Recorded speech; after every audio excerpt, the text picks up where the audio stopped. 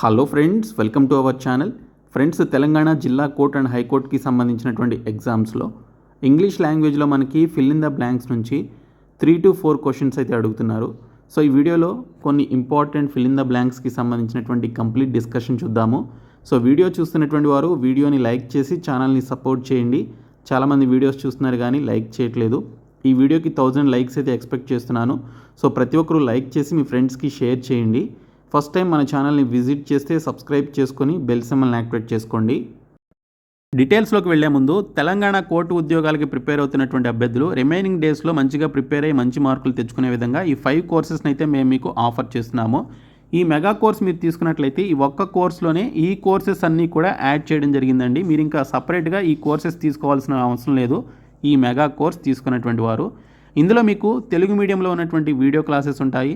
25 mock test English medium and Telugu మీడియంలో మాక్ టెస్ట్లు అయితే ఉన్నాయి. అలాగే ఇంగ్లీష్ మెగా టెస్ట్ సిరీస్ కూడా ఇందులోనే యాడ్ చేయడం జరిగింది. మీరు సపరేట్గా తీసుకుంటే 99 రూపీస్ సపరేట్గా పే చేయాలి, కానీ ఇందులోనే ఈరోజు యాడ్ చేయడం జరిగింది. అలాగే కంప్యూటర్ నాలెడ్జ్కి సంబంధించినటువంటి కోర్స్ కూడా ఇందులోనే యాడ్ చేశాము. అలాగే 30,000+ బిట్స్ ఉన్నటువంటి జీకే అండ్ ఇంగ్లీష్కి సంబంధించిన పీడిఎఫ్ కోర్స్ కూడా ఇందులోనే యాడ్ చేశాము. కాబట్టి మీరు ఈ ఒక్క కోర్స్ తీసుకుంటే చాలు, మీకు అన్నీ కూడా యాక్సెస్ అవుతాయి. లేదు మీకు సపరేట్గా కావాలి అనుకుంటే ఇంగ్లీష్ మెగా టెస్ట్ సిరీస్ 99 రూపీస్కి అందిస్తున్నాం. 25 మాక్ టెస్ట్లు 199 రూపీస్కి అందిస్తున్నాం. పీడిఎఫ్ కోర్సు 199 రూపీస్కి అందిస్తున్నాం. ఇందులో మీకు 30,000+ బిట్స్ ఉన్నటువంటి పీడిఎఫ్స్ ఉంటాయి. అలాగే ఇంగ్లీష్ అండ్ తెలుగు మీడియంలో ఈ బిట్స్ అన్నీ కూడా ఉంటాయన్నమాట, జీకే అండ్ ఇంగ్లీష్కి సంబంధించి. అలాగే మీకు స్టాటిక్ జీకే కరెంట్ అఫైర్స్ కూడా ఇందులోనే ఉంటాయి. ఇంకా కంప్యూటర్ నాలెడ్జ్కి సంబంధించి 49 రూపీస్కి ఈ కోర్స్ అయితే అందిస్తున్నాము. సో ఇక్కడ చూసుకుంటే mega course, PDF course, computer knowledge course, ఇక్కడ టీఎస్ ఎగ్జామ్స్ అనేటువంటి ఈ బాక్స్లో ఉంటుంది యాప్ హోమ్ పేజ్లో. ఇంకా English test series 25 mock test వచ్చేసి టెస్ట్ సిరీస్ అనేటువంటి ఈ పర్టికులర్ బాక్స్లో అయితే ఉంటుంది. సో మీరు యాప్ని డౌన్లోడ్ చేసుకొని మీరు హోమ్ పేజ్లోకి వచ్చినట్లయితే ఈ 2 బాక్స్లు ఓపెన్ చేసి మీరు ఈ కోర్సెస్ అయితే తీసుకోండి. సో డిస్క్రిప్షన్లో యాప్ లింక్ ఉంటుంది, చూడండి. ఇంగ్లీష్ లాంగ్వేజ్లో అడిగేటువంటి ఫిల్ ఇన్ ద బ్లాంక్స్కి సంబంధించి కొన్ని క్వశ్చన్స్ అయితే చూద్దాము.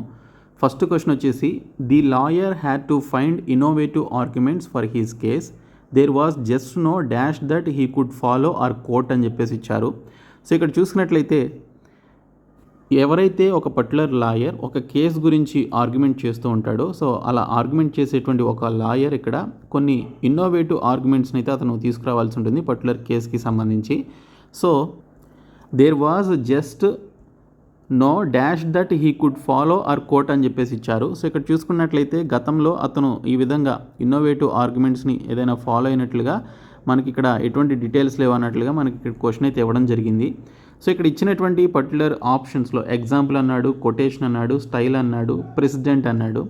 సో ఇక్కడ చూసుకుంటే మనం ఏదైనా ఒక లీగల్ కేసెస్ గురించి లేదా లీగల్ ఇష్యూస్ గురించి మాట్లాడేటప్పుడు సో గతంలో జరిగినటువంటి కేసెస్ గురించి ఇక్కడ మాట్లాడుతున్నాడు కాబట్టి ఇక్కడ ప్రెసిడెంట్ అనేది మనం ఈ బ్లాంక్లో కరెక్ట్గా ఫిట్ అయ్యేటువంటి వర్డ్గా చెప్పొచ్చు. సో ప్రెసిడెంట్ అంటే గతంలో జరిగినటువంటి, సో పాస్ట్లో జరిగినటువంటి కేసెస్ గురించి ఇక్కడ మాట్లాడుతున్నాం అనమాట. So the lawyer had to find innovative arguments for his case.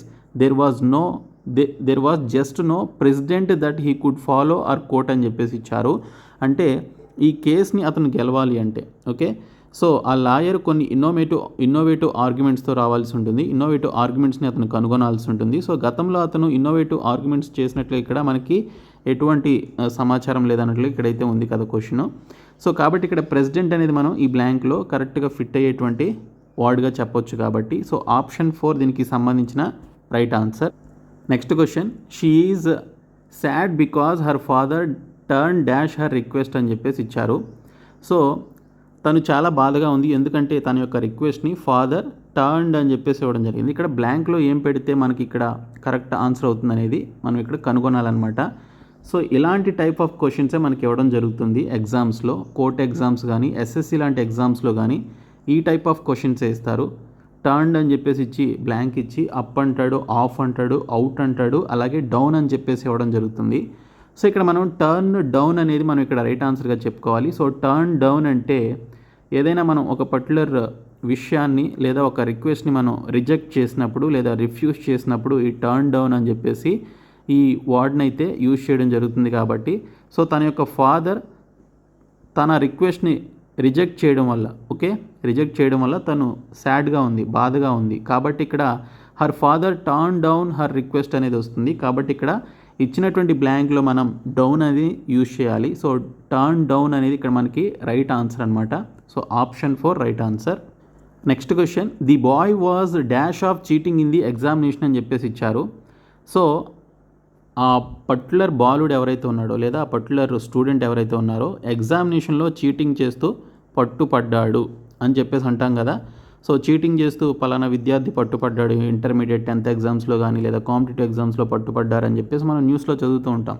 So the bye was dash of cheating in the examination అని చెప్పేసి అన్నాడు. సో ఇక్కడ ఇచ్చినటువంటి ఆప్షన్స్ చూస్తే మనం ఇక్కడ కండెమ్డ్ అంటే దాన్ని ఖండించడం లేదా తిప్పికొట్టడం అని చెప్పేసి మీనింగ్ వస్తుంది. అక్యూజ్డ్ అంటేనేమో నిందితుడు అనేటువంటి మీనింగ్ వస్తుంది. ఓకే, సో నేరారోపణ కలిగినటువంటి వాడు అని చెప్పేసి కూడా మీనింగ్ వస్తుంది. చార్జ్డ్ అంటేనేమో అతని మీద ఏదైనా పనిష్మెంట్ ఇచ్చినప్పుడు చార్జ్డ్ అని చెప్పేసి అంటాం. అలాగే పనిష్డ్ అన్న కూడా సేమ్ మీనింగ్ వస్తుంది. కానీ ఇక్కడ మనకి చూసుకున్నట్లయితే ఇచ్చిన క్వశ్చన్లో the bye was accused of అనేది మనకి కరెక్ట్గా ఫిట్ అవుతుంది అనమాట బ్లాంక్లో. సో అక్యూజ్డ్ ఆఫ్ అనేది మనకి ఆ బ్లాంక్లో ఫిట్ అవుతుంది కాబట్టి సో అక్యూజ్డ్ అంటే నిందితుడు లేదా నేరారోపణ కలిగినటువంటి వాడు. ఆ బాయ్ అక్కడ చీటింగ్ చేసినట్లుగా పట్టుపడ్డాడు కాబట్టి అతను నేరారోపణ కలిగినటువంటి వ్యక్తి కాబట్టి లేదా అక్యూజ్డ్ కాబట్టి మనం ఈ వర్డ్ని కరెక్ట్గా అక్కడ ఫిట్ అయ్యేటువంటి వాడుగా చెప్తాం కాబట్టి సో ఆప్షన్ 2 దీనికి సంబంధించిన right answer. Next question, rituals play in to the dash understandings of A society. So ఇక్కడ మనకి రిచువల్స్ అంటే ఆచారాలు అనమాట. సో సొసైటీలో ఒక సమాజంలో మనకి ఇక్కడ ఆచారాలు అనేవి చాలా ఇంపార్టెంట్ రోల్ని ప్లే చేస్తాయి అనేది మనం ఇక్కడ అనుకోవచ్చు. అయితే ఇక్కడ చూసుకున్నట్లయితే rituals play in to the tacit understandings of society అనేది మనకి ఇక్కడ వస్తుంది.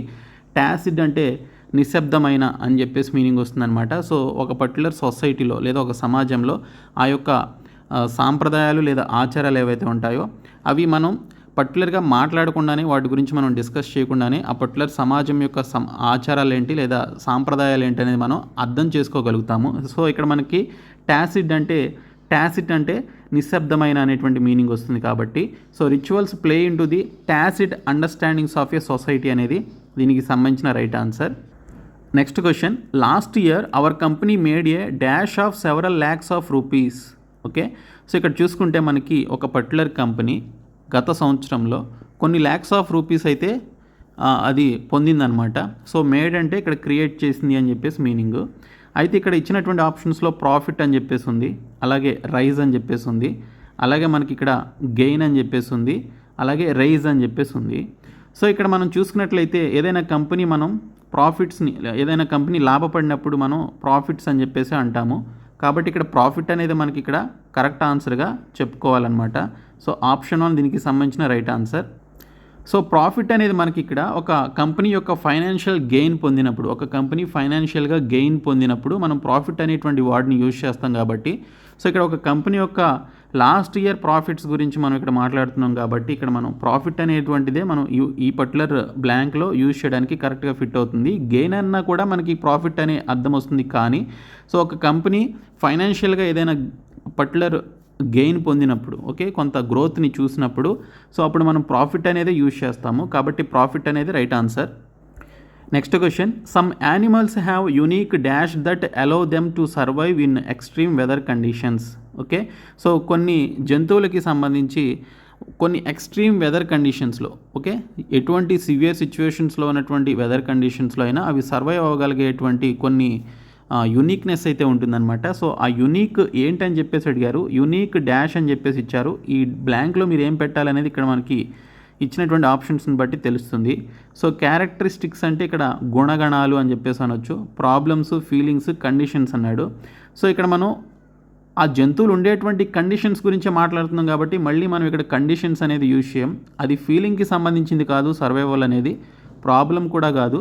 అవి సర్వైవ్ అవ్వగలుగుతున్నాయంటే అది ప్రాబ్లం కాదు, కానీ అవి ఎందువల్ల సర్వైవ్ అవుతున్నాయంటే వాటికి ఒక యూనిక్ క్యారెక్టరిస్టిక్స్ అయితే ఉన్నాయి. ఓకే, సో ఆ జంతువులకి ఒక యూనిక్ క్యారెక్టరిస్టిక్స్ ఉన్నాయి కాబట్టి అవి ఎక్స్ట్రీమ్ వెదర్ కండిషన్స్లో కూడా అవి సర్వైవ్ కాగలుగుతున్నాయి అని చెప్పేసి ఇక్కడ మనం చెప్పగలుగుతున్నాం. కాబట్టి ఇక్కడ క్యారెక్టరిస్టిక్స్ అనేది బ్లాంక్లో యూజ్ చేయాలి. సో ఆప్షన్ 1 అనేది దీనికి సంబంధించిన right answer. Next question, sales representatives do not lead a normal family life because their jobs compel them to be dash అని చెప్పేసి ఇచ్చారు. సో సేల్స్ ఎంప్లాయ్ అనగానే చాలా ప్రదేశాలకి కస్టమర్స్ దగ్గర తిరుగుతూ ఉంటాడు. సో తిరుగుతూ ఆ పర్టికులర్ కంపెనీకి సంబంధించిన ప్రొడక్ట్స్ కానీ లోన్స్ ఇప్పించడం కానీ ఓకే ప్రొడక్ట్స్ అమ్మడం కానీ ఇలాంటివి చేస్తూ ఉంటాడు సేల్స్ రిప్రజెంటేటివ్ కానీ లేదా సేల్స్ ఎంప్లాయీ అనేటువంటి అతను. సో ఇక్కడ మనకి compelled them to be dash అని చెప్పేసి ఇచ్చారు. ఇచ్చి ఇక్కడ మనకి ఎవే అన్నాడు, ఇటినరెంట్ అని చెప్పేసి అన్నాడు, అలాగే ఇమ్మొబైల్ అన్నాడు, కమ్యూటర్స్ అని చెప్పేసి అన్నాడు. సో ఇక్కడ మనకి ఇటినరెంట్ అంటే the person who travels place to place. Okay, so ఒక ప్రాంతం నుంచి ఇంకొక ప్రాంతానికి ట్రావెల్ అయ్యేటువంటి సిచ్యువేషన్లో మనం ఇటినరెంట్ అనేటువంటి ఈ యొక్క పదాన్ని యూజ్ చేస్తాము. సో సేల్స్ రిప్రజెంటేటివ్స్ కూడా అలాగే ఒక ప్రాంతం నుంచి ఇంకో ప్రాంతానికి బలవంతంగా వారిని జాబ్ పర్పస్ కింద పంపిస్తారు కాబట్టి సో వారు బలవంతంగా వెళ్లాల్సి ఉంటుంది కాబట్టి ఇక్కడ మనం ఇటినరెంట్ అనేది యూజ్ చేయాలి. So sales representatives do not lead a normal family life because they jobs compel them to be itinerant అంటే సో వారు ఆ జాబ్ పర్పస్ కింద వారు ఖచ్చితంగా లేదా బలవంతంగా కంపెల్ అంటే ఫోర్స్ చేయడం అనమాట. సో వాళ్ళు ప్లేస్ టు ప్లేస్ వెళ్లాల్సి ఉంటుంది యాజ్ ఎ రిప్రజెంటేటివ్గా సేల్స్ రిప్రజెంటేటివ్గా. కాబట్టి ఇటినరెంట్ అనేది మనం యూజ్ చేస్తాం. ఇటినరెంట్ అంటే so travelling from place to place అనేది మీనింగ్ అయితే వస్తుంది ఇటినరెంట్కి. సో కాబట్టి ఇటినరెంట్ అనేది రైట్ ఆన్సర్. నెక్స్ట్ క్వశ్చన్ చూసుకున్నట్లయితే the fight for liberation brings dash the best and the noblest qualities in man kind. Okay, so ఇక్కడ చూసుకున్నట్లయితే బ్రింగ్స్ అని చెప్పేసి ఇచ్చాడు. సో బ్రింగ్స్ అంటే ఇక్కడ మన యొక్క క్వాలిటీస్ గురించి అలాగే మన యొక్క best and noblest qualities in man kind గురించి మాట్లాడుతున్నాడు. So the fight for liberation okay స్వాతంత్రం కోసం లేదా స్వేచ్ఛ కోసం చేసేటువంటి యొక్క ఫైట్ ఏదైతే ఉంటుందో అది మన యొక్క మ్యాన్ కైండ్కి సంబంధించిన best and noblest man kind అని చెప్పేసి అంటున్నాడు. సో ఇక్కడ మనం బ్రింగ్స్ అని చెప్పేసి ఇచ్చాడు, పక్కన బ్లాంక్ ఇచ్చాడు. సో బ్రింగ్స్ అవుట్ అంటే మన యొక్క నోబ్లెస్ట్ అండ్ బెస్ట్ క్వాలిటీస్ని బయటకి తీసుకొస్తుంది అనమాట ఈ ఫైట్ ఫర్ లిబరేషన్ అనేది. సో కాబట్టి ఇక్కడ మనం అవుట్ అనేది యూజ్ చేయాలి. ఓకే, సో అవుట్ అనేది యూజ్ చేయాలన్నమాట. సో బ్రింగ్స్ అవుట్ అనేది ఇక్కడ మనకి కరెక్ట్గా ఫిట్ అవుతుంది కాబట్టి సో బ్రింగ్స్ అవుట్ అనేది దీనికి సంబంధించినటువంటి right answer. Next question I have no dash motive in offering this advice. Okay, I have no dash motive in offering this advice అని చెప్పేసి ఇచ్చాడు. సో ఈ సలహా నీకు ఇవ్వడానికి సంబంధించి నాకు ఎటువంటి మోటివ్ లేదు అని చెప్పేసి అన్నాడు. సో ఆ మోటివ్ ఏంటి? పోస్టీరియరా, ఇంటీరియరా, అల్టీరియరా, ఎక్స్టీరియరా? సో ఈ నాలుగింట్లో ఏదనేది మీరు కనుగొనాలన్నమాట. సో ఇచ్చినటువంటి ఆప్షన్స్లో అల్టీరియర్ అనేది ఇక్కడ మనకి కరెక్ట్గా ఫిట్ అయ్యేటువంటి వాడు. So I have no ulterior motive in offering this advice అని చెప్పేసి అంటాం. సో నాకు ఎటువంటి ఇంటర్నల్ ఇంటెన్షన్ అయితే ఏమీ లేదు. ఓకే, నాకు ఎటువంటి రాంగ్ ఇంటెన్షన్ అయితే ఏమీ లేదు ఈ సలహా నీకు ఇవ్వడానికి అని చెప్పేసి చెప్పడానికి అల్టీరియర్ అని చెప్పేసి అంటాం. అల్టీరియర్ అంటే a hidden or secret motive అని చెప్పేసి వస్తుంది. హిడెన్ ఆర్ సీక్రెట్ మోటివ్ అని ఇక్కడ అల్టీరియర్కి సంబంధించి మీనింగ్ వస్తుంది కాబట్టి I have no secret motive in offering this advice అని చెప్పేసి అంటాం. సో అలా అనడానికి అల్టీరియర్ అని చెప్పేసి యూజ్ చేయాలి, లేదా I have no hidden motive in offering this advice అని చెప్పేసి అంటాము. సో ఇక్కడ హిడెన్ ఆర్ సీక్రెట్ అనేటువంటి పదాల ప్లేస్లో అల్టీరియర్ అనేటువంటి ఒక వర్డ్ని యూజ్ చేసినప్పుడు మనం కరెక్ట్గా ఈ పర్టికులర్ సెంటెన్స్కి సంబంధించి మనం కరెక్ట్ సెంటెన్స్ ఫార్మేషన్ కింద చెప్పొచ్చు. So I have no ulterior motive in offering this advice అనేది రైట్ ఆన్సర్. సో ఇక్కడ ఆన్సర్ 3 ఆప్షన్ 3 దీనికి సంబంధించిన రైట్ ఆన్సర్ అండి. Next question we should not mix with those people who have an dash reputation. Okay, so we should not mix with those who have an dash reputation అని చెప్పేసి అడిగారు. So particular reputation అటువంటి people తోటి మనం కలిసి ఉండకూడదు అని చెప్పేసి ఇక్కడ మనకైతే క్వశ్చన్ అయితే ఇచ్చారు. అన్సేవర్లీ అన్నారు, అన్స్టడీ అన్నారు, అన్సేఫ్ అన్నాడు, అన్సాంక్టిఫైడ్ అని చెప్పేసి అన్నాడు. సో ఇక్కడ చూసుకున్నట్లయితే అన్సేవర్లీ అంటే something that is unpleasant. Okay, ఏదైతే ప్లెజెంట్గా లేదో దాన్ని అన్సేవర్లీ అని చెప్పేసి అంటాము. So we should not mix with those people who have an unsavoury reputation. Unsavoury reputation అంటే something that is unpleasant reputation కలిగినటువంటి వారితో మనం కలిసి ఉండకూడదు అనేది వస్తుంది కాబట్టి అన్సేవర్లీ అనేది right answer. Next question only petrol and hybrid vehicles will not be sufficient to meet the dash fuel efficiency norms అని చెప్పేసి ఇచ్చారు.